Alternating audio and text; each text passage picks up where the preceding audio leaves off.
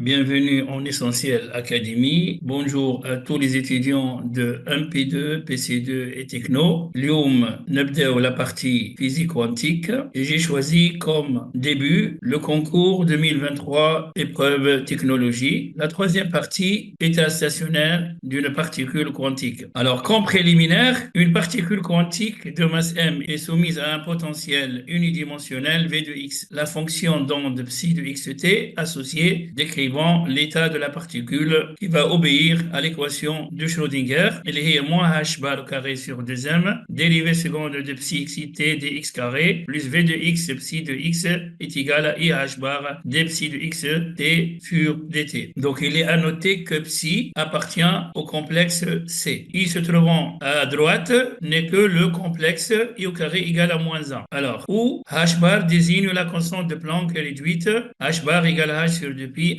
1,05 10 puissance moins 34 joules fois seconde. L'année, on s'intéresse à des états stationnaires de la forme psi de xt est égal à phi de x fois f de t. On dit, fait les ondes stationnaires électromagnétiques que le champ E final, lorsqu'on a sommé l'onde incidente et l'onde réfléchie, on a pu mettre le champ E total comme étant le produit de deux fonctions spatiales et temporelles. Donc, نفس الشيء في le quantique, la fonction d'onde psi de xt dans le cas des états stationnaires se met sous la forme d'un produit de deux fonctions phi de x fois f de t. Alors, la question, في le concours رقم 41, que représente la fonction d'onde d'une particule? Qu'appelle-t-on densité de probabilité? Le principe de superposition est-il applicable pour justifier? C'est une question purement courte, donc on va essayer de répondre à une telle question. Nous allons dire que la fonction d'onde d'une particule est une représentation mathématique de l'état quantique de la particule. Elle représente l'amplitude de probabilité de présence de la particule. Dans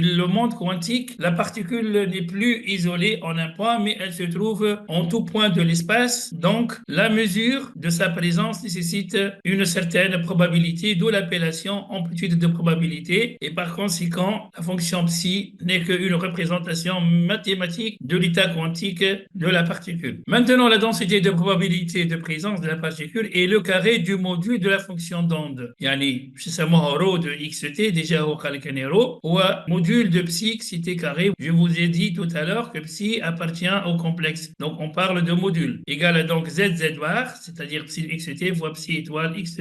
Et à ce niveau, nous pouvons dire que la densité de probabilité a un sens physique. Vous voyez que dans les ondes électromagnétiques, le champ E au carré représente une énergie. Et bien, au niveau quantique, le psi carré représente une densité de probabilité de présence ou une signification physique. Alors que psi, tout à l'heure, on a une représentation mathématique. La fonction d'onde maintenant qui résulte de la superposition de deux états stationnaires 1 et 2 est psi égale à psi 1 plus psi 2. Alors, si nous effectuons la densité de probabilité rho égale à psi carré, on aura psi 1 plus psi 2 au carré. Et là, je vous rappelle que le module, que le complexe de z1 plus z2 au carré n'est que z1 au carré plus z2 au carré plus 2 réels z1, z2. C'est un résultat mathématique de tout ce qui est complexe. Nous pouvons maintenant dire que cette égalité vaut psi 1 au carré plus psi 2 au carré, c'est-à-dire z1 au carré plus z2 au carré plus 2 réels z1, zz bar. Donc, ça sera 2 réels psi 1, psi 2 bar. Eh bien, ceci, elle est différente de rho 1 et rho 2 comme un terme